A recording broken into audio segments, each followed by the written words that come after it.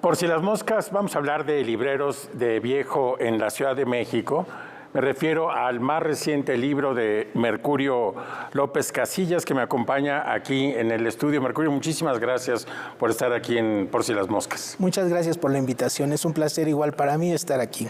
Mercurio, tú eres coleccionista, librero, también curador de exposiciones de temas bibliófilos, pero este libro en particular es consecuencia también de un libro anterior que habías publicado acerca de Ubaldo López, tu padre. Claro. Y que establece, digamos, también de alguna manera tu genealogía como librero en la ciudad. Sí, yo tenía una deuda con mi papá de hacer un libro que recuperara parte de su vida, que es este. Entonces, pero además, no solo de mi papá, sino quise hablar de todos mis familiares, de parte de mi papá, primos, hermanos, sobrinos, que trabajan en los libros, ¿no? Mi papá creó una prole que... Exacto, una prole de cuántos libreros. ¿De cuántos libros? Pues yo creo que de los 3 hermanos que fuimos 9, por lo menos nos dedicamos a los libros. Impresionante. Entonces sí que eso influyó, pero pues cada quien trabaja de manera independiente, cada quien con su estilo. Entonces a raíz de estar investigando, pues yo sentí que quedó incompleto, que faltaba pues hablar de los demás compañeros libreros también. Claro. Y además, como yo desde niño acompañaba a mi papá a la Lagunilla, pues él me decía, tal señor, tal bibliófilo, todos los vendedores, y después pues ya vi que ya no estaban, después fallecieron y yo no tuve la prudencia de entrevistarlos o preguntarles o platicar con ellos, y entonces dije, no me va a pasar otra vez. Ahora me voy a los lugares, a las casas, a donde esté en cada librero, y lo voy a entrevistar, y eso fue lo que hice. Una de las características que me llamaba la atención de los libreros que hablas, de los que hablas en el libro, es que también en buena medida es una tradición también familiar para ellos. Hay algo ahí en la construcción familiar y en la venta de libros antiguos que es interesante, ¿no? Sí, yo creo, uno de los... pues ya como de sangre azul de los libreros es Martín Morales. Ajá. Él tiene, pues ya es como la tercera o cuarta generación de su familia que venden libros. Y entonces él sí sabe que tiene mucha herencia familiar, y por eso lo hace con mucho gusto, pero hay de todo tipo. Claro, hay gente que se inició después. O cuando estaban, hay unos que se iniciaron cuando estaban en la universidad, y que iniciaron como un pequeño para generarse ingresos, y luego ya se fue su forma de vida. Entonces sí que para los que tenemos un papá librero, pues sí es un poco de peso. Bueno, además para mí no solo era mi papá, sino también mi mamá. Entonces los dos libreros, mi mamá igual, los dos gente que le gustan los libros. Entonces yo realmente con el tiempo me he vuelto más librero porque me encantan los libros, realmente los disfruto, y colecciono un montón, y voy a los tianguis y voy a las ferias de libro y compro más libros. Sí, es famosa tu colección de libros, sí, de libros antiguos. Y me gusta, y además me gusta en el coleccionismo compartir. No tiene caso nada más atesorar, sino pues compartir, y además ayudar a los investigadores a formar y hablar de cosas de temas que muchas veces no se han tocado en otros libros. Entonces, esa es mi preocupación principal. Y en este caso, pues hablar de los compañeros. Sí. En la introducción de tu libro haces una historia de los libreros en la Ciudad de México, y dices que es un oficio que se inicia en el siglo XIX. Sí, así es. De hecho, inicialmente se ponían en la calle alrededor de la catedral, en lo que le llamaban el Paseo de las Cadenas, porque la catedral no tenía rejas, sino tenía unas cadenas. Y de hecho la primera ilustración de este libro viene un librero, que es una caricatura que salió en un periódico, y viene un libro de viejo ofreciendo, precisamente en las cadenas, que fue el lugar primero. Y luego remodelaron el Mercado del Volador, ahí donde está ahora la Suprema Corte de Justicia, en el centro, y en todo un costado se instalaron los libreros de viejo, y ahí estaba pues era el lugar ideal. Pero cuando quitaron el Volador para construir la Suprema Corte de Justicia, los libreros tuvieron que emigrar. Se esparcieron por toda la ciudad, ¿verdad? Principalmente porque la ciudad nada más era como el centro histórico, central, sí. ¿no? Entonces, pero quedaron unos en la Plaza de Seminario, otros en Justo Sierra, y otros se fueron a lo que era el antiguo mercado de la Lagunilla, donde ahora está el Deportivo Galeana, se llama. Pero aún en el mercado de la Lagunilla volvieron, también sufrió una transformación y volvió a expulsar a los libreros hacia otras partes de la ciudad, ¿no? Sí, siempre ha pasado, bueno, además como ha ido creciendo, entonces mi papá de hecho fue como de los fundadores del tianguis, se ponía en la calle de Paraguay, Ajá. alrededor de esta antigua Lagunilla, y cuando remodelaron los mercados se hicieron un mercado de ropa, un mercado de Antigüedades. no, el de antigüedades quedó pendiente. Ok. Ese quedó pendiente, pero el funcionario que se encargó de hacer los mercados dejó el puesto, y entonces el mercado de antigüedades y de libros quedó como pendiente, que era una petición de mi papá. Y se quedó en la calle. Y se quedó en la calle, como ahora están. Como ahora está, sí. Todavía, pero ocupaban la calle antes de que fuera eje vial Rayón, era una calle con un camellón al centro, y ahí cerraban la calle y se instalaban tanto chachareros como libreros a vender. Entonces sí era muy padre la Lagunilla, yo la recuerdo siempre con mucho cariño, porque además iba todos los domingos con mi papá. Ya que terminábamos de armar el puesto, yo me iba a dar la vuelta. ¿Y las librerías actualmente de Viejo en la Ciudad de México, dónde se concentran? Bueno, sí, tenemos como la idea de que están en el centro, en la calle de Donceles, otras en la Roma. Sí, así es, todavía están en Donceles. Ajá. Que Donceles era así como antes era la avenida Hidalgo, y luego ahora pues es la calle de Donceles, pero sin embargo ya hay librerías por toda la ciudad, y en la colonia Roma, en el sur, en Miguel Ángel de Quevedo, en Coyoacán, en el centro, y muchos libreros lo que han hecho pues ya es, porque el problema es rentar y pagar un local. Entonces lo que hacen muchos compañeros libreros es pues mejor desde su casa vender, y eso han hecho mucho últimamente. De hecho, varios compañeros que entrevisté pues fui a sus domicilios, y ahí tienen sus tesoros y todo, su herramienta de trabajo. Wow. Bueno, me imagino que bueno, vemos las librerías y vemos lo que exhiben ahí, pero también las bodegas de los libreros debe ser otra clase de paraíso para ti. Sí, no, definitivamente eso no.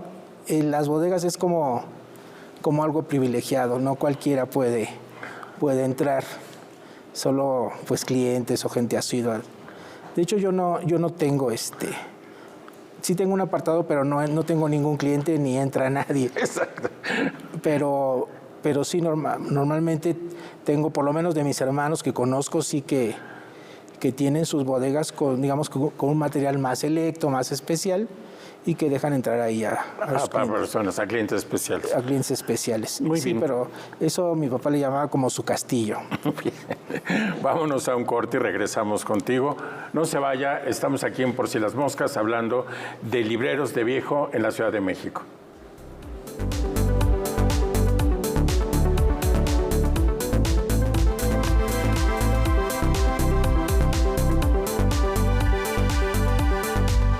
Los vapeadores pueden ser muy atractivos y fumar te hace sentir grande. Pero si lo haces, vivirás 10 años menos. Fumar te hará sentir angustia, te vas a deprimir, no dormirás bien. Y para aliviarte, vas a querer otro cigarro o vapeada, aunque sepas que la adicción te está matando. Porque si fumas o vapeas, el cáncer destruirá tu lengua, tu garganta, tu sistema digestivo y seguramente tus pulmones. Si te drogas, te dañas. La felicidad que necesitas está en ti, con tu familia, tus amigos y la comunidad. Secretaría de Educación Pública. Gobierno de México. Una estrella que se llama Federico García Lorca. La poesía y la música son el lugar de sus encuentros. Un documental que narra la transición de Chavela de la vida a la muerte. Me encantaba su poesía, me encantaba su manera de vivir, hasta de morir. Su unión con Federico García Lorca, disolviendo la frontera entre la realidad y los sueños. El ruiseñor y la noche. Chavela Vargas le canta a Lorca. 11º aniversario luctuoso de Chavela Vargas. En Cinema 22 de 5 estrellas. Domingo, 23 horas. Por si las moscas, estamos de regreso, hablamos de libreros de Viejo en la Ciudad de México. Me acompaña Mercurio López Casillas, que es el autor de este libro, autor de otros libros, él mismo librero, curador de exposiciones sobre estos temas. ¿Cuántas personas entrevistaste para este libro y cuánto tiempo te tardó en hacerlo? Pues entrevisté a 32 personas y no, pues me tardé como unos 4 meses por lo menos en lo que coincidíamos, y de todas maneras me quedaron varios compañeros que ya no pude entrevistar, y quedó esta Marta Casillas, que es una librera que tiene su librería Félix, que está en Félix Cuevas, y ella pues, ya es una decana de las libreras, y para mí era como muy importante entrevistarla, pero le insistí varias veces y no quiso, entonces no tuve suerte. Y otros compañeros, pues sí, no los pude localizar en esos 4 meses, en ese espacio de tiempo, que dije, no tiene que ser en esto, o ya si me extiendo más, pues no voy a acabar nunca. Entonces sí quedaron algunos libros que no están, con mucha pena, pero ya habrá otra oportunidad de investigar sobre los demás que me faltaron, sobre todo de los nuevos, los libros más jóvenes, los que venden por internet con las nuevas tecnologías, y también los libros de los estados. Ah, claro. Entonces, bueno, eso falta. Bueno, de cualquier manera, en esta selección hay una enorme variedad de tipos de libreros. Hay personas cultísimas que venían de familias, digamos, muy letradas.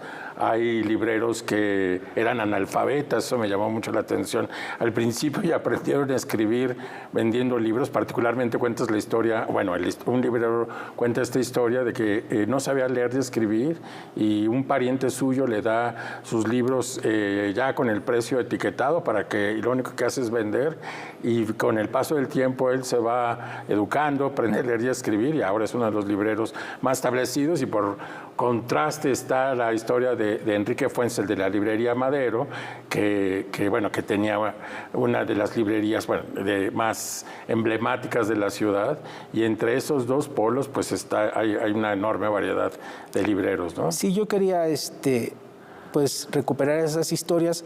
Sobre todo digamos que el libro está ordenado de manera cronológica, primero los más viejos y luego ya los más jóvenes.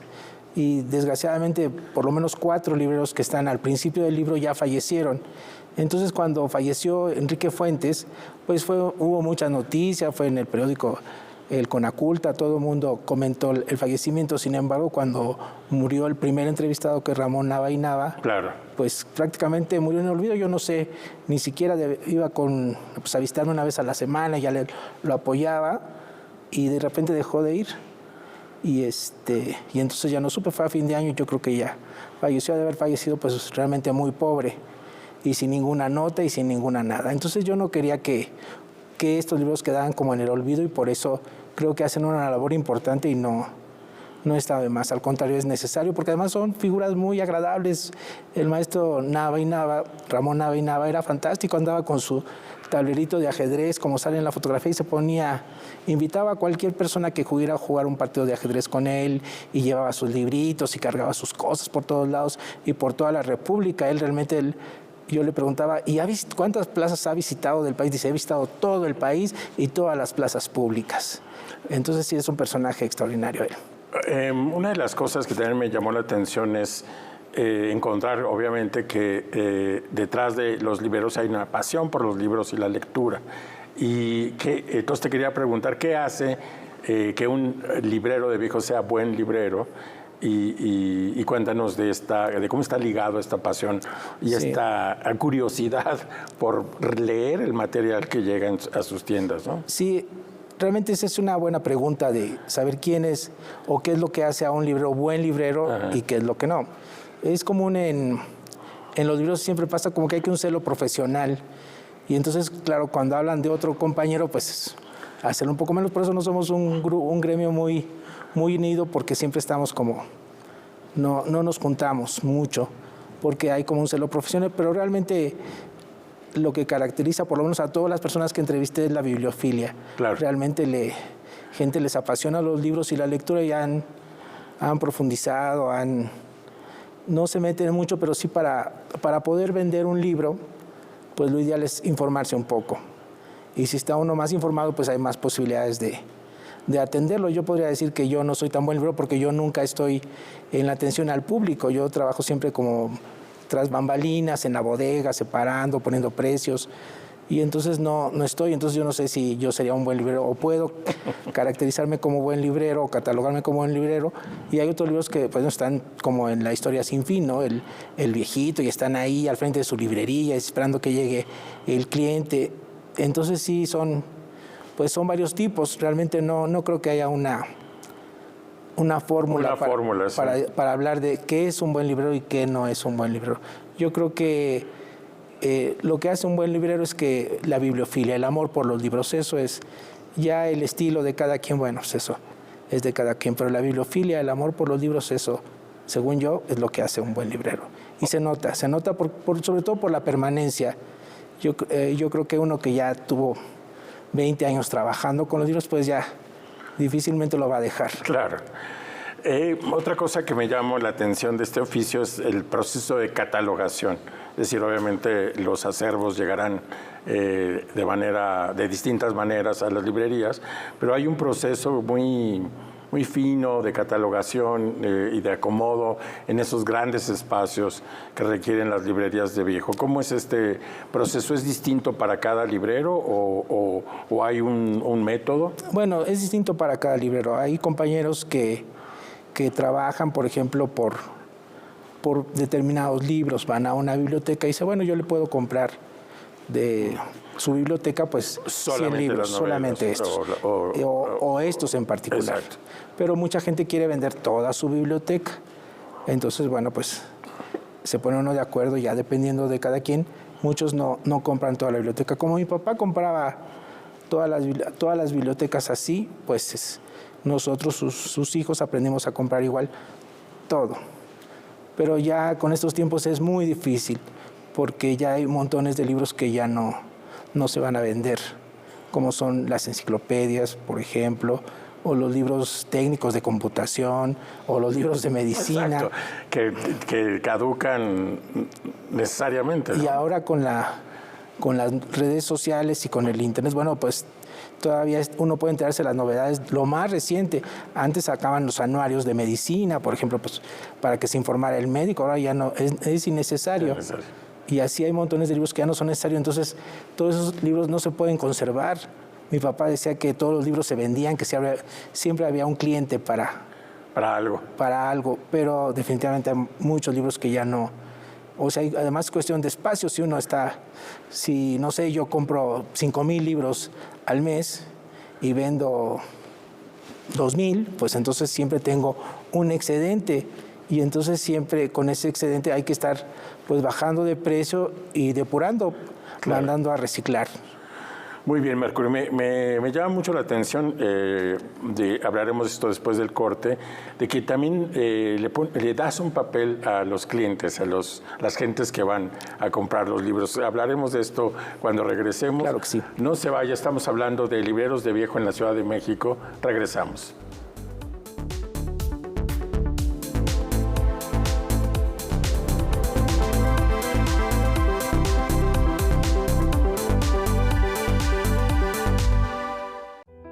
...30 de 22... Producciones Destacadas... presenta... México será invadido militarmente por Estados Unidos en el año 2003. Y como en otros casos, el vencido no mostró al exterior su propia imagen del conflicto. Guerras e imágenes... Ilegal... La frontera como juego de guerra... En caso de que así ocurriera, ¿usted de qué lado jugaría? Mención honorífica en el Festival Internacional de Cine y Televisión de Cartagena, Colombia. Lunes, 18 horas. La región del Istmo de Oaxaca tiene una amplia variedad de estilos.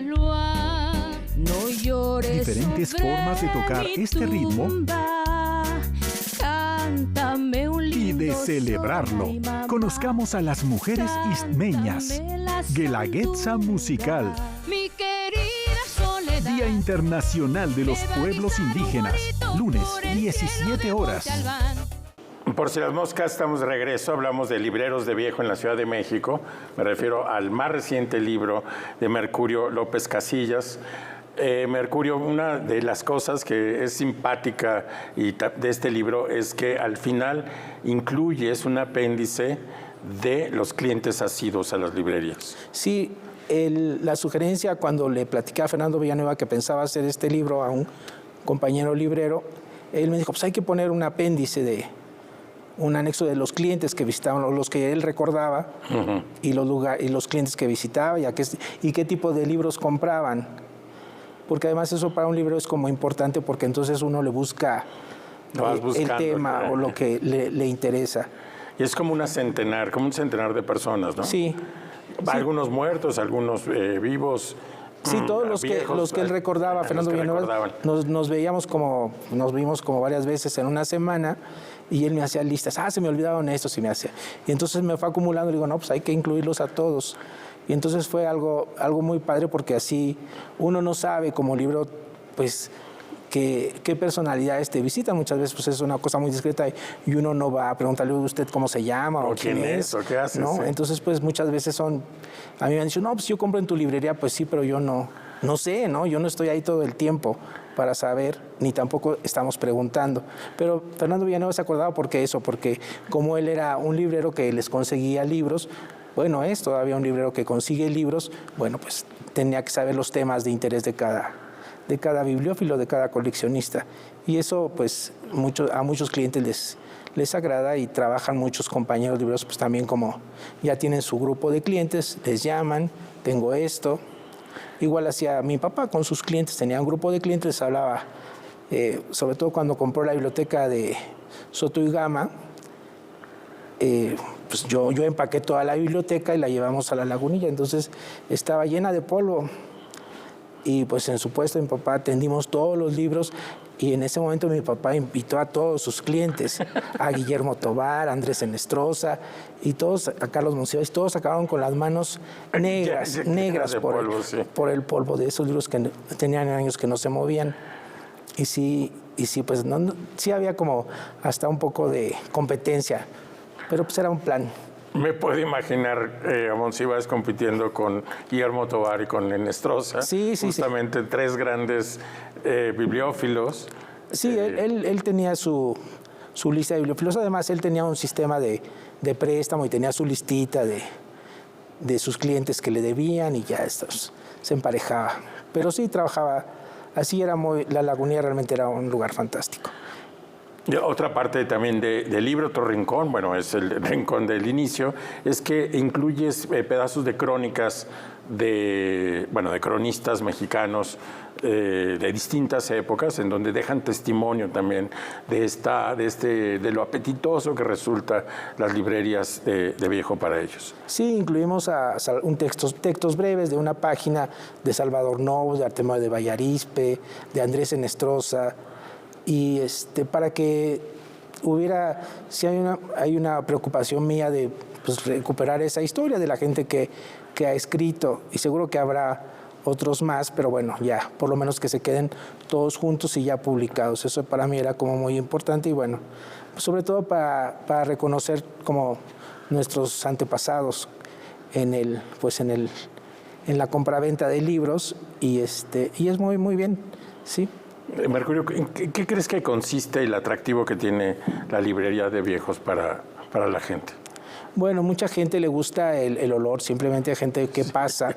Y claro, cuando uno ve una biblioteca, yo voy a comprar una biblioteca y el bibliófilo fumaba mucho, bueno, pues eso pasaba un poco con la biblioteca de Guillermo Tovar. Exacto. Como él fumaba mucho, pues todos los libros yo me acuerdo que le intercambié un libro y el libro olía a cigarro, a habano, a puros que él fumaba, y así pasa con todos. Entonces, ¿sabes? La humedad. Entonces, si uno junta todos los olores de cada biblioteca y las huellas de las huellas de aceite, los dueños, pues entonces, claro, las librerías de viejo huelen a todo eso. Siempre hay como pues muchos, pues ¿qué será? Muchos espíritus en las librerías, mucha gente que está ahí, y además de muchas generaciones. Entonces sí es algo muy atractivo. Bueno, eso es lo que le gusta a la gente, pero también pues un poco la búsqueda. Las librerías de viejo no son librerías de novedades, funcionan digamos que diferente a las librerías de nuevo. Están por temas, por títulos, y por calidades también. Hay siempre un apartado de libros más selectos y todos los libreros hacemos lo mismo de tener un apartado de libros selectos y entonces la gente busca y esa búsqueda siempre es como parte del encanto porque pues a lo mejor no es el libro que estaba buscando, pero si hay uno parecido o encuentra uno que tenía años buscándolo y aparece de repente como una serendipia, ¿no? Estoy buscando una cosa y me aparece otra, una cosa de suerte, y así es un lugar azaroso. Bueno, a mí me encantan. De hecho, yo voy de viaje a otro país o a otra ciudad y siempre mi lugar de visita obligada son las librerías de viejo. O sea, realmente, yo soy mal ejemplo porque yo soy un bibliófilo, a mí me encanta el papel, me encantan los libros, los quiero, los compro, los vendo y los guardo. Entonces, sí es... Yo creo que provoca eso y además ya hace años queríamos hacer un museo del libro donde se pudiera reservar un poco preservar la historia del libro en México y bueno, no se pudo hacer, pero sí las librerías de viejos a final de cuentas funcionan también como un museo, ¿no? Hay por lo menos en todas las librerías de viejos libros de los últimos 70 años de la historia de México y uno puede ver en las portadas pues la evolución del diseño, los tipos de libros que se hacían, cómo se hacían, y eso está, y además uno los puede consultar, no están deslactilados como en las librerías de nuevo y uno puede pasársela todo el día en una librería de viejo. Entonces eso yo creo que eso los hace tan agradables, que hay tanto una diversidad mucho mayor que en las librerías de nuevo y pues eso, la búsqueda, la sorpresa y un poco también la nostalgia. Mucha gente busca pues el cuento que le leía a su mamá o su abuelita, o el recetario que tenía su abuelita también, o su mamá, y bueno, eso es parte de él. Y yo creo que eso también es parte de la supervivencia de las librerías de viejo. Eso que tenemos los seres humanos de el gusto y la nostalgia por lo que fue, o una época que no vivimos, pero que nos gustó, bueno, pues eso es lo que hace atractivas a las librerías de viejo, y yo creo que cuando ya no existan librerías de nuevo, de todas maneras las de viejo van a existirán, estoy seguro. Bueno, pues se nos ha terminado el tiempo. Si usted quiere enterarse de las historias de estos libreros de viejo en la Ciudad de México, pues hay que comprar este libro de Mercurio López Casillas. Muchísimas gracias por estar aquí en Por si las moscas. No, muchas gracias a ti y espero que les guste el libro, que lo compren, que se animen, porque realmente es parte de nuestra historia de la Ciudad de México, una figura indispensable que no se puede olvidar. Entonces sí que son 31 entrevistas, todas de personajes muy, muy entrañables. Muy bien. Y a nuestra audiencia decirle que nos vemos aquí el próximo sábado a las 7:30 por si las moscas.